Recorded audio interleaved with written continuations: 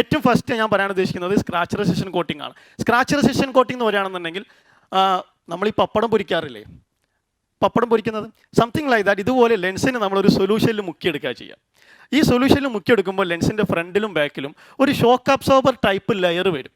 ഈ layer ലെൻസിനെ scratches വരുന്നതിൽ നിന്ന് ഒരു പരിധി വരെ പ്രൊട്ടക്റ്റ് ചെയ്യും. ഞാൻ ഉപയോഗിച്ച വാക്ക് ഷോക്ക് അബ്സോർബർ എന്നാണ്. എന്താണ് ഈ ഷോക്ക് അബ്സോർബർ പ്രത്യേകത? നമ്മൾ വണ്ടി ഓടിക്കുമ്പോൾ മേ ബി കാർ, ബൈക്ക് എന്തെങ്കിലും ആവട്ടെ, നമ്മളൊരു വെട്ടിലേക്ക് വീഴുകയാണെന്നുണ്ടെങ്കിൽ പെട്ടെന്നൊന്നും അതിൻ്റെ ഷോക്ക് നമുക്ക് വരാതെ ഒരു പരിധി വരെ അബ്സോർബ് ചെയ്യും, റൈറ്റ്? അല്ലാതെ എൻ്റെ വണ്ടിക്ക് ഷോക്ക് അബ്സോർബർ ഉള്ളതുകൊണ്ട് എൻ്റെ വണ്ടി ഒരിക്കലും ഒരു വെട്ടിലും വീഴാതെ സ്മൂത്തായിട്ട് റൺ എന്ന് പറഞ്ഞാൽ that is something idiotic no. അതേപോലെ തന്നെ നമ്മൾ സ്ക്രാച്ച് റെസിസ്റ്റൻ കോട്ടിംഗ് ഉണ്ട് എന്നതുകൊണ്ട് നമ്മുടെ ലെൻസിന് ഒരിക്കലും സ്ക്രാച്ച് വരില്ല എന്ന് പറയുന്നതും അതുപോലെ ഇഡിയോട്ടിക്കാണ്. അപ്പോൾ ലെൻസിൽ സ്ക്രാച്ച് ഒരിക്കലും വരില്ല എന്ന് പറഞ്ഞാൽ ഒരിക്കലും ഒരു ലെൻസും നിങ്ങൾ ഡിസ്പെൻസ് ചെയ്യരുത്. സ്ക്രാച്ച് റെസിസ്റ്റൻ്റ് എന്ന് പറയാം, നത്തിങ് കോൾഡ് സ്ക്രാച്ച് പ്രൂഫ്. അപ്പോൾ ഈ കോട്ടിംഗ് കൊടുക്കുകയാണെന്നുണ്ടെങ്കിൽ അത് കുറച്ചുകൂടെ ഡ്യൂറബിൾ ആയിരിക്കും. And it is especially important on polycarbonate and high index lenses. കാരണം പോളികാർബണേറ്റ് ലെൻസുകളും ഹൈ ഇൻഡെക്സ് ലെൻസുകളും വളരെ സോഫ്റ്റ്വെയർ മെറ്റീരിയൽ ആയതുകൊണ്ട് സ്ക്രാച്ച് വീഴാനുള്ള സാധ്യത വളരെ കൂടുതലാണ്. അതുകൊണ്ട് തന്നെ ഇത്രയും ലെൻസുകൾക്ക് നിങ്ങൾ കൊടുക്കണം. ജസ്റ്റ് ഒരു എക്സാമ്പിളാണ് ടൈറ്റസ് കോട്ട് എന്നുള്ളത്. എസ്എൽഒ എന്നുള്ളൊരു ബ്രാൻഡിൻ്റെ ഒരു ഉദാഹരണം കൊടുത്തുള്ളത് നിങ്ങൾ അണ്ടർസ്റ്റാൻഡിങ്ങിന് വേണ്ടിയിട്ട്. ജസ്റ്റ് ഒരു ഡെമോൺസ്ട്രേഷനാണ്. ഹാഫ് നമ്മൾ സ്ക്രാച്ച് റെസിസ്റ്റൻ കോട്ടിംഗ് കൊടുത്തു, ഹാഫ് നമ്മൾ കൊടുത്തില്ല.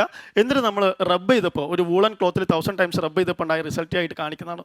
May be exaggerated. പക്ഷേ ഒരു കാര്യം മനസ്സിലാക്കുക, കോട്ടിംഗ് ഉള്ളത് തന്നെയാണ് കോട്ടിംഗ് ഇല്ലാത്തതിനേക്കാൾ നല്ലത്. എങ്കിലും നിങ്ങൾ ഷോപ്പിലാണ് ചെയ്യുന്നതെങ്കിൽ നിങ്ങൾ ഡെലിവറി ഇൻസ്ട്രക്ഷൻസ് പേഷ്യൻസിന് കൃത്യമായിട്ട് കൊടുക്കണം. എന്തൊക്കെയാണ് ഡെലിവറി ഇൻസ്ട്രക്ഷൻസ്?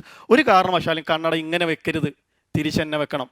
ഒരിക്കലും ഇത് പോക്കറ്റിൽ ഇടരുത്. എന്താ പോക്കറ്റിലുള്ള പ്രശ്നം? പോക്കറ്റിൽ പേന ഉണ്ടാവും, പെൻസിൽ ഉണ്ടാവും, കോയിൻസ് ഉണ്ടാവും, വീട്ടിലെ താക്കോലുകളുണ്ടാവും. ഇനി ഇതൊന്നും ഇല്ലെങ്കിൽ ഷർട്ട് ഉണ്ടാവുമല്ലോ, അതിൽ റബ്ബ് ചെയ്തിട്ട് അത് സ്ക്രാച്ച് ആവാനുള്ള ചാൻസ് ഉണ്ട്. ഒരിക്കലും കണ്ണട ക്ലീൻ ചെയ്യുമ്പോൾ സാരി തുമ്പോണ്ടോ, ഷാളിൻ്റെ തുമ്പോണ്ടോ, ഷർട്ടിൻ്റെ തുമ്പോണ്ടോ ക്ലീൻ ചെയ്യരുത്.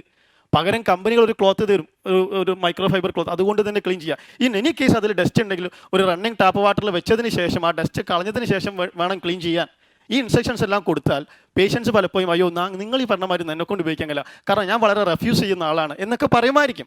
പറഞ്ഞോട്ടെ. പക്ഷേ ഈ ഇൻസ്ട്രക്ഷൻസ് കൊടുത്തു കഴിഞ്ഞാൽ 2 ദിവസം കഴിഞ്ഞൊരു പേഷ്യൻ്റ് കംപ്ലയിൻ്റ് ആയിട്ട് വരുമ്പോൾ പേഷ്യൻ്റെ ആറ്റിറ്റ്യൂഡിൽ ഒരു വ്യത്യാസം ഉണ്ടാവും. നിങ്ങൾ ഇൻസ്ട്രക്ഷൻ കൊടുത്തിട്ടില്ലെങ്കിൽ പേഷ്യൻ്റ് പറയും ഇത് എന്ത് ലോക്കൽ ലെൻസാണ് നിങ്ങൾ തന്നത്, 2 ദിവസം കൊണ്ട് സ്ക്രാച്ച് ആയാലോ, ഞാൻ ഒന്നുമില്ലെങ്കിൽ ഇത്രയും വില ചെയ്തതല്ലേ, അങ്ങനെയൊക്കെ പറയാൻ തുടങ്ങും. നിങ്ങൾ ഇൻസ്ട്രക്ഷൻ കൊടുത്തു കഴിഞ്ഞാൽ അവർ പരാതി പറയില്ല. അവർ പറയും മോനെ നീ പറഞ്ഞതല്ല, ഞാൻ കേട്ടതാണ്, പക്ഷേ എനിക്ക് അറിയാലോ ബുദ്ധിമുട്ട്, അങ്ങനെ ഒന്നും ഉപയോഗിക്കാൻ കഴിയില്ല, സ്ക്രാച്ച് ആയിപ്പോൾ എന്തെങ്കിലും ചെയ്തു തരാൻ പറ്റും.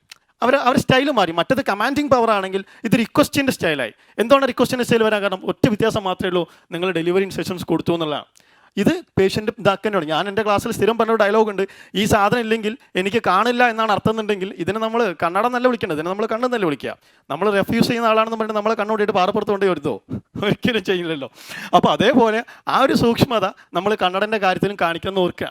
അടുത്ത ഹെഡിങ് ആണ് ആൻറ്റി റിഫ്ലക്ഷൻ കോട്ടിംഗ്.